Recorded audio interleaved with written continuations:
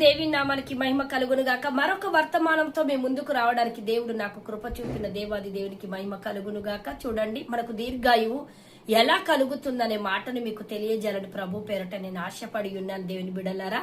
మరి మొదటి రాజుల గ్రంథము 3వ అధ్యాయం 14వ వచనం సెలవిస్తా ఉంది, నేను నిన్ను దీర్ఘాయుష్మంతునిగా చేసేదను. దేవుడు దీర్ఘాయుష్మంతునిగా చెయ్యాలంటే మీరు 4 మరి ఈ యొక్క గుణాలు, ఈ యొక్క మరి లక్షణాలను, లేకపోతే ఈ 4 యొక్క మరి పనులను మనం జరిగించినట్లయితే దేవుని యొక్క దీర్ఘాయు మనకు అనుగ్రహించబడుతుందని ప్రభు పేరట తెలియజేస్తా ఉన్న దేవుని బిడ్డలారా. మరి మొదటిది ద్వితీయోపదేశ కాండం 4వ అధ్యాయం 46వ వచనం సెలవిస్తుంది, ఆయన ఆజ్ఞలను మనం గైకొన్నట్లయితే ఆమేన్, మరి దేవుడు మనని దీర్ఘాయుగా చేస్తానని సెలవిస్తా ఉన్నాడు. రెండవది ద్వితీయోపదేశ కాండం 5వ అధ్యాయం 30వ వచనం సెలవిస్తుంది, ఆయన మార్గములో, దేవుని యొక్క మార్గములో మనము నడుస్తే దీర్ఘాయుమంతునిగా మరి చేస్తానంటున్నాడు. మూడవది, మరి దేవుని యొక్క వాక్యానుసారంగా మనం జీవించినట్లయితే ద్వితీయోపదేశ కాండం 17వ అధ్యాయము 19 నుంచి 22 వచనాలు సెలవిస్తా ఉంది. వాక్యానుసారంగా నడుచుకోవాలి, ఆయన మార్గములో నడవాలి, దేవుని ఆజ్ఞలను గైకొనాలి.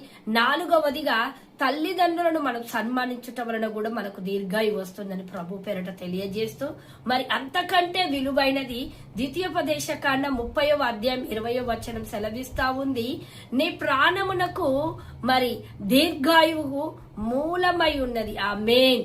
దేవుడు నీ ప్రాణానికి దీర్ఘాయువును అనుగ్రహించే దేవుడే మూలమై ఉన్నాడు గనుక దేవుని ఆజ్ఞలను, దేవుని యొక్క మార్గములను, దేవుని యొక్క వాక్యానుసారంగా తల్లిదండ్రులను గనక మనము సన్మానించినట్లయితే ఏ రూపకంగా నువ్వు ఏ కోణములో, ఏ యొక్క క్వాలిటీస్ లో, ఏ యొక్క ఈ 4 లక్షణాలలో నువ్వు చేయడానికి ముందుకు వెళ్తావో, నీకు ఏ అనారోగ్యం ఉన్నా, ఏ ఒత్తిడి ఉన్నా, ఏ బాధ ఉన్నా దేవుడు దానిని తొలగించి నిన్ను దీర్ఘాయుడిగా, ఆమేన్, దీర్ఘాయురంతురాలిగా నేను చేయబోతుండని ప్రభు పేరట మీకు తెలియజేస్తూ, మరి ఇంకా మీరు ఆలస్యం చేయకుండా దేవుణ్ణి మనం హత్తుకునే వారంగా, దేవుణ్ణి మరి మాటలను గైకొనే వారంగా, దేవుని యొక్క మార్గములో మనం నడిచే వారంగా ఉండాలని ప్రభు పేరట తెలియజేస్తూ దేవుడి మాటను దీవించి ఆశీర్వదించునుగాక. God bless you. ఆమేన్.